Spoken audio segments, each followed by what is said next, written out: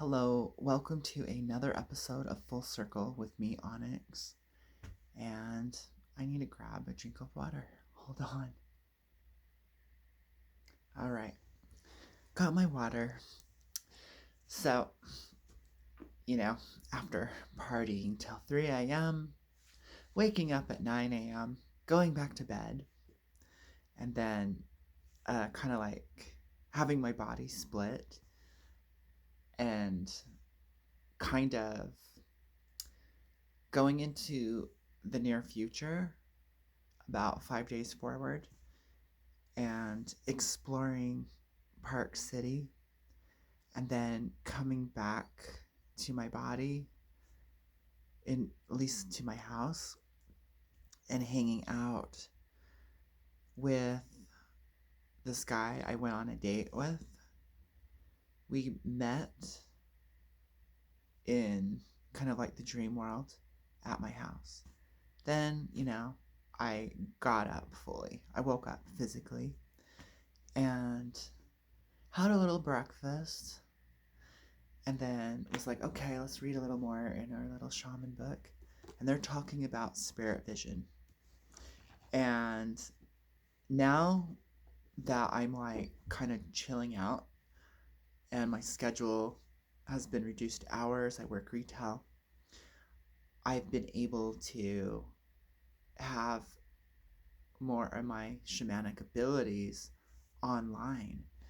And so like for like the last 3 days, I've been able to be physically asleep. You know, it's like when you wake up, you have all this energy, but your body's still kind of relaxed. So you can just go back to bed or stay asleep or in between awake and asleep. And this is, I call it training for your shaman abilities, your mystical abilities, if you don't have them or if you're not aware of it. So it talks about on this book, just like a few paragraphs, about the importance of spirit vision, because shamans exclusively, or I should say more specifically, work with spirits. In a shaman's world, the world is governed by spirits. So you have to be able to interact with them and probably see them. So for some shamans and certain shamanic tribes, the ability to see and work with spirits is like one of your number one skill sets. And this just reminds me of my natural ability to see nature spirits. Uh, and the confession is, it's not this like 24-hour Onyx is seeing nature spirits left and right, and the world is just, there's this whole other population of spirits all around us.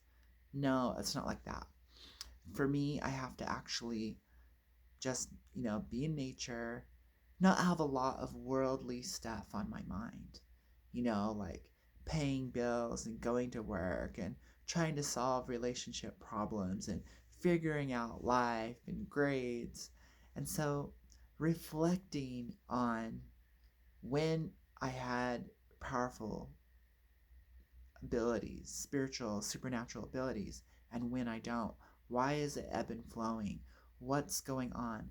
And looking back and having the experiences to look back on, it was like, why was I walking around the park and able to go to the angelic realm, meet a powerful angel while I'm walking around, talk to it, request it do a certain thing, have it go perform that function, and then the person that I was sending angelic help to, have that person come back, like next week, and give me full disclosure on their experience of having the angelic protection. And why was I never able to like really replicate that again? How come that certain age, that when I was at that age, how was I able to do that? Certain things, like there was a time when I could resurrect dead animals. I was playing with Reiki at that time and I was younger. I wasn't working, and I'm kind of like a minimalist hermit poor person most of the time. It's like, for me, understanding how I operate, I uh, can't be civilized and socialized too much. I kind of have to be on the edge of society. I, you know, kind of like a misfit. It's like, you know, I have to take a break and willingly detach from all the cool things like having friends, family, and relationships. I have to go on the outside and look in on society, or go on the outside and look a totally different direction. So, being in nature energizes and purifies your aura. And, so maybe after 20 or 30 minutes being out in nature, I can start to see spirits. I align and attune with nature, and then it just happens. So, then there's this, like, I don't know what you'd call it. It's kind of like beginner's luck, I'm gonna say, is a magical law. Like, it seems like anytime I first time try something, it works. And I think because there's no expectations. So, when you're doing something totally unknown, there's no expectations for your mind to assume and trap you so you can see and have experiences. And so there's many factors, but this video is about how you can acquire spirit vision without taking drugs, without being trained by somebody else in their ways and methods and cultures and traditions. Because I'm like, you can be your own shaman, and there's no limits. Like, um, like, does this look like an all-powerful shaman? And do I even want to help people? No. Uh, so I think you get this idea that if you're going to be a shaman, because what was presented to Westerners was, and even in this book, what defines a shaman is the tribe picks that person, and that person is like a mediator between the spirit world and the physical world. And they're kind of like a jack of all trades. They're the doctor, like the herbalist, they're the psychologist, they're the one of knowledge and one of power, they're teachers, they're guides, and they're all sorts of things. Uh, and I'm like, and so that really kind of sets, in the Western mindset, it sets that shaman to be like a priest, a priest and a healer of a mystical origin. So I think what happens, like with religion, is the church becomes a hospital, and broken people go to church to seek the magical aid of God and the priest, and put faith in the rituals, which is called prayer.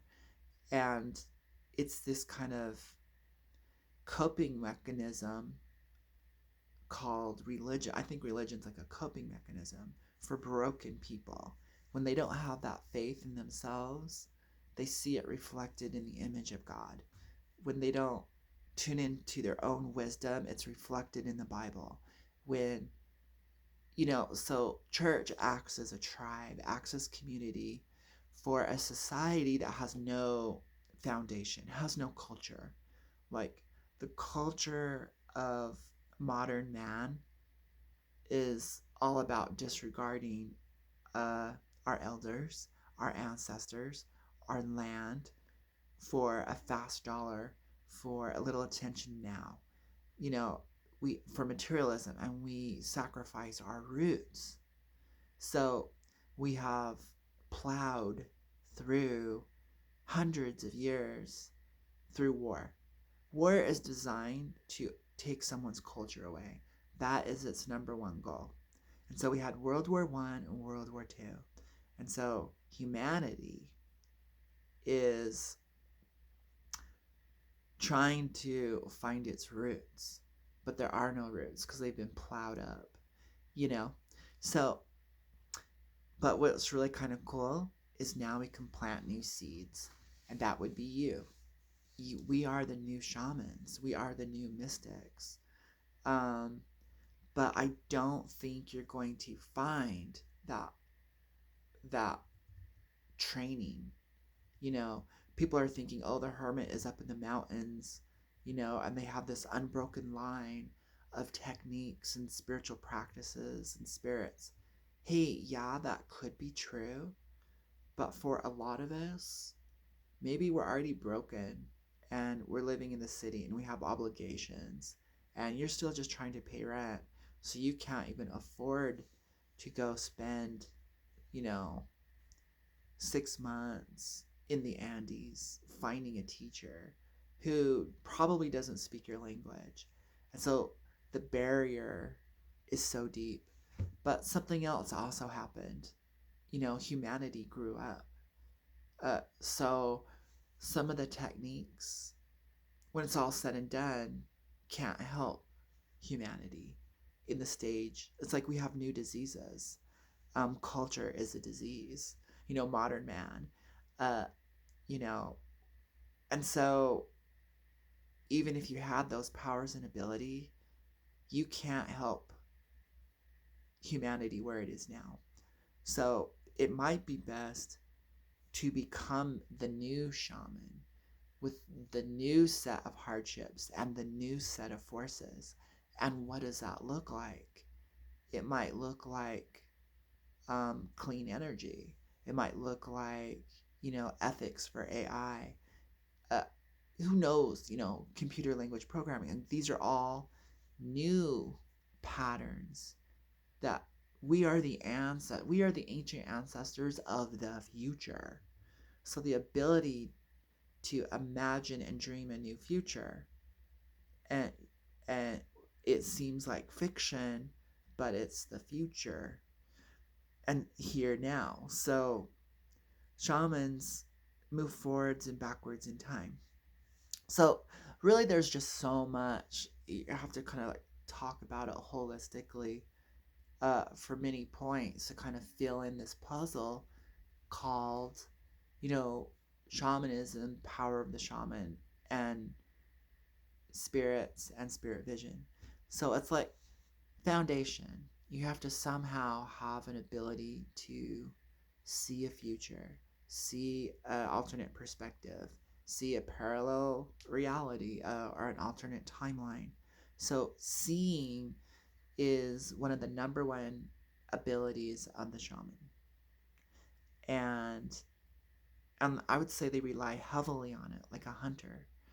Um, but it's nuanced, you know? It's like many, many paper thin layers. And those layers open up into a whole new world. So you have to have the ability to pierce the veil. And simple techniques to pierce the veil is literally one pointed concentration. It acts like a knife and cuts through the veil. It automatically does it. Like, that's my experience. Anytime I really want to, like, okay, spirit vision, or my third eye is clogged, there's so many simple techniques. Like, literally, I'll just start kind of moving. It's like I turn my eyes backwards. We're so used to projecting out. It's like I literally just look in. I like flip the lens, look in to the center of my head, and then something to about the size of a quarter, I shrink. I just concentrate on whatever I feel like.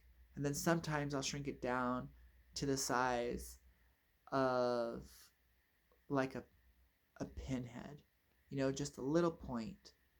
And I'm imagining it. I'm just sitting there focusing on it.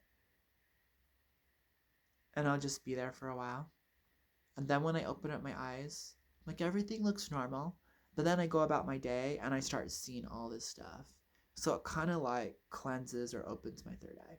And that's my number one fast technique to do that. And it happens the same way as like looking at an object. So it doesn't even matter what I'm looking at. I can just pick a point on the wall and look at it for a while.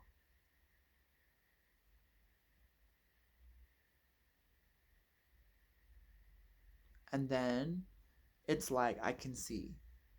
Like, and, but it's like, I don't, it's weird. You almost have to have a reason. But then also at the same time, you have to have no reason at all. So it's a balance. But, anyways, so for me, my favorite window of training is when I'm waking up in the morning. That's when I can kind of see outside my body. That's when other layers of my body kind of do things on their own. I've noticed that I have a body that kind of wanders around town like a shell. It's like not really thinking and concentrating, but I get sensory information, like it's another avatar connected to me, and I'll see it in this dimension, kind of downtown or roundabout. And so, like, my physical body will be kind of asleep, but the information I'm aware of, like, it's being downloaded directly or uploaded right into my brain, and I'm like, whoa. So I can see that way. And that's pretty cool. There's all sorts. So for me, that kind of hypnagogic state, that kind of very relaxed, dreamy, comfortable state where my body feels good, I feel good, I'm energized, but my mind is at rest. It's very peaceful. It's like a cheat code. It's like a way to hack into alternate dimensions and seeing what I need to. So it's been very frequent that I can just be laying down comfortably relaxed, uh, either before or after sleep. And I've had a few encounters with like people that were spirits. Um, I usually kind of avoid people that are spirits, you know, because I'm like, you know what, humanity's toxic. Just because you died doesn't mean you're any better. So I think a lot of what goes on with magic is toxic dead people are just messing around with them. So I really kind of avoid that.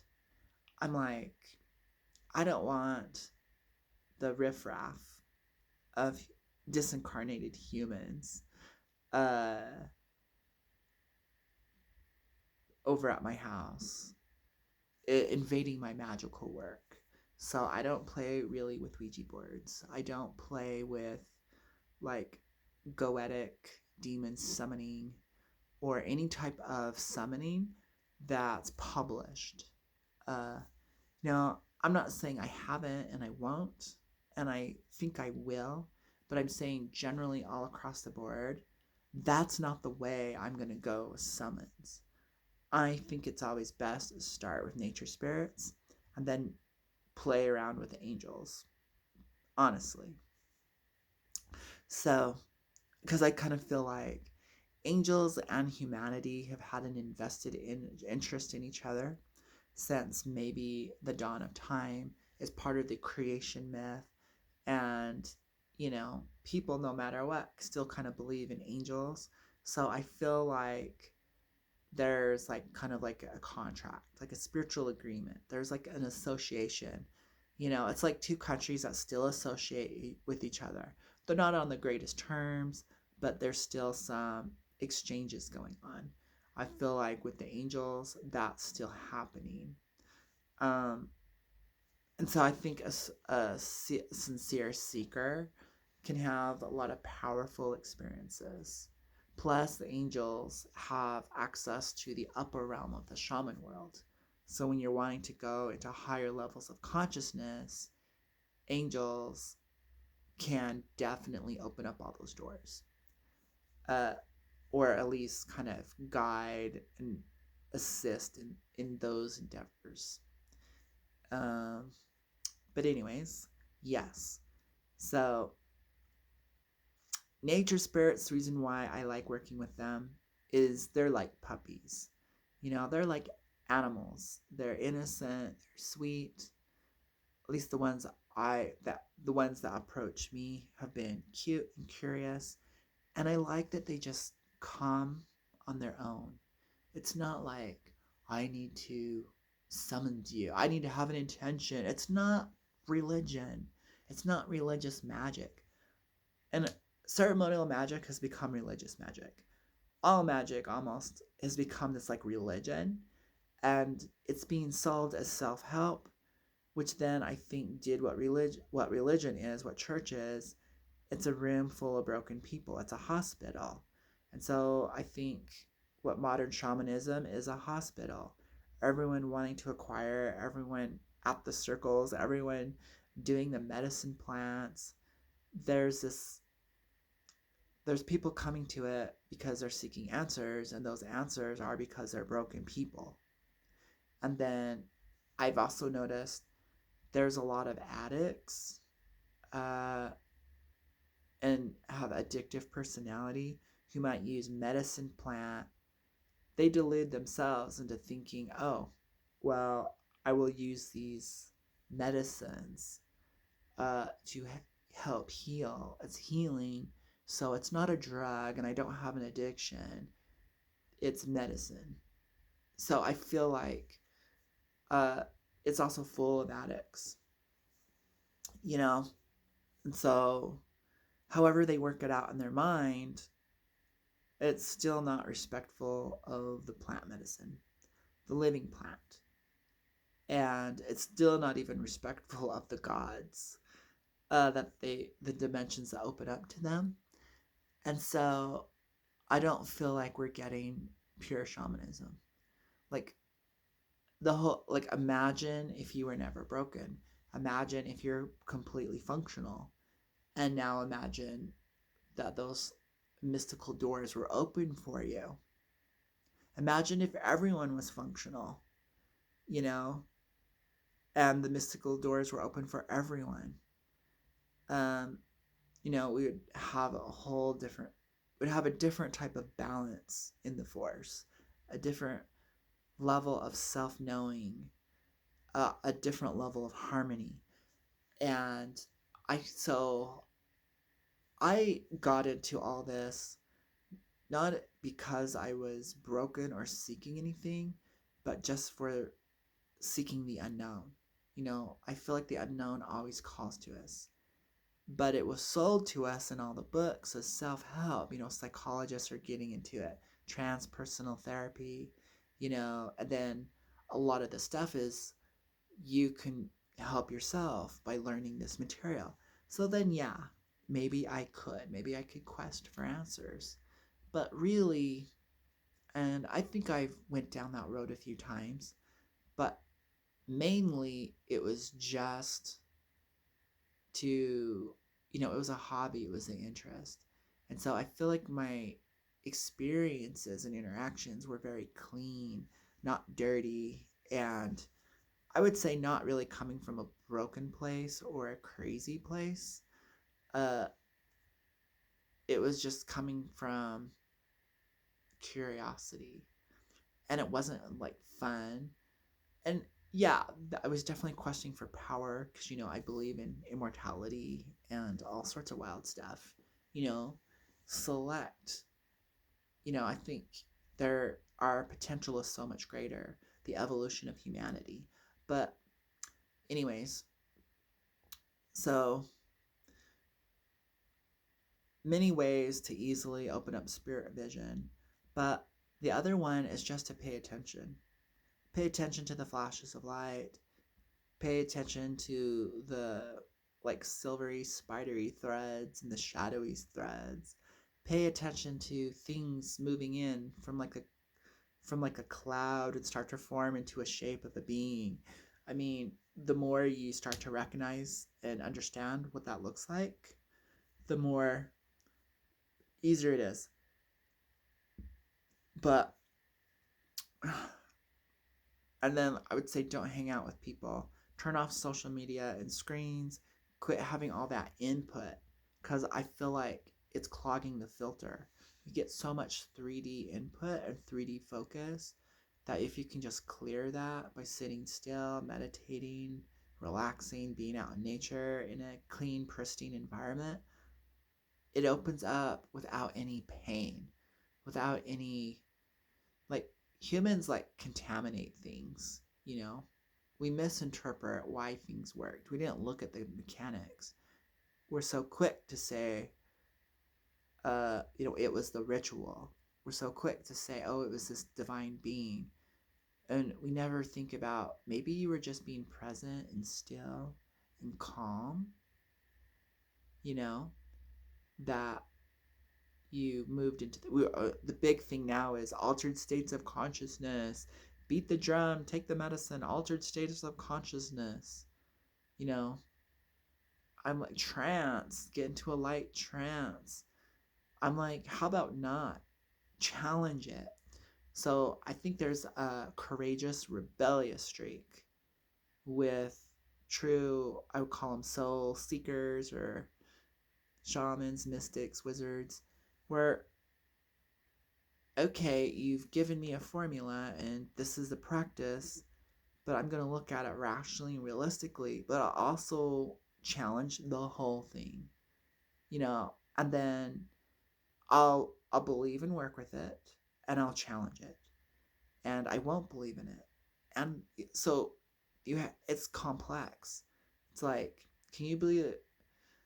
You have to have a little belief, a little faith in what you're doing. If I do this ritual, it's going to work. Yeah, it is. Now, there might be because I was open to it, because I believed in it. My will was making it happen. Yeah, but then also not. So it's very yin and yang in the development of it all. So surrendering to the intention, letting it happen, let it rip, open the magic door, let whatever come through, come through. There's that surrender. But then your willpower also holds that door open. It's literally like that until, so it takes a little will, a little energy, a little investment to keep the door, that window open. Like you're holding it open with your energy and your will. But just holding it open with your energy and will won't do it. Yeah, there also is that surrender element of trust, surrender, and faith. Faith is kind of like believing in your belief. Like, you gotta really believe in magic. You gotta really believe, but it's not like an effort belief. It's like kind of like this knowing. But that knowing happens because it just happens. So there's many ways to see, many ways to work with spirits. And one way that really works for me is just being a channel. Like my guides, whatever they are, whether they're a part of my psychology or not, it doesn't matter. When they have the ability to kind of start morphing me, morphing with me, they morph my astral body. And so they kind of like channel through my astral body. And the relationship is very strong. We are bonded. And so a lot of my seeing is also experiencing it. Like I feel it physically. The morphine of their coming and going.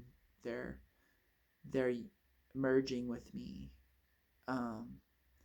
So seeing is also a sense. It's kind of like a sensation. And at that point, so in a weird way, you live in a different reality. You have to eventually cross over. and live in the shaman world.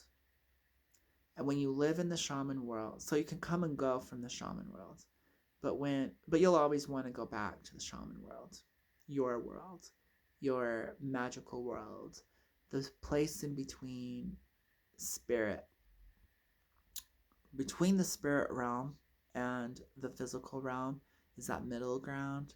And that middle ground is kind of like the neutral shaman world space. You go farther, so you're moving between two worlds all the time. You have to develop that ability. And the more you're playing in it with creative imagination, with being silly and free, but yet, I mean, that's one way to cross over. Like when you see kids like playing in the sandbox, they're imagining they're adults, or they're imagining they're a certain character. That is full blown shamanism right there. And so I'm saying that's a fast ticket to law of attraction. That's a fast ticket for so many things. But, that's developing certain skill sets. There's other ones way beyond that. Like, honestly, the master key, when you really get it, is as above, so below, as within, so without. In Penny Dreadful, like one of my favorite series that was on Netflix, they say the devil's, like the magical language of the devil, which is supposed to be all witchcraft. So Victorian era, so it was very heavily devil influenced. And so they're like the myth of it all. And the devil's tongue or the devil's mouth and the witch's language is like upside down, backwards, and inside out. And that stuck with me. And then when you watch the animated DC magic users, like Zatanna, if she speaks anything backwards, like she found out the way for her to access magic is to speak it backwards. And then it kind of became popular for magic users to like the sounds of their magical language to be like played in reverse. So it comes out really cool. But in a weird way, that's shaman training. Like, big key is to see the world upside down, backwards, and inside out. To tie it in a knot and to untie it in a knot. To tie yourself in a knot and to untie yourself in a knot is a way to gain a lot of shamanic knowledge. I could go into experiences about it, but in a weird way, I don't want to, because that's part of the fun of the journey to experience it for yourself. So I would say that goes in the Book of Shadows, into your own personal experience, and those personal experiences become your power. So we share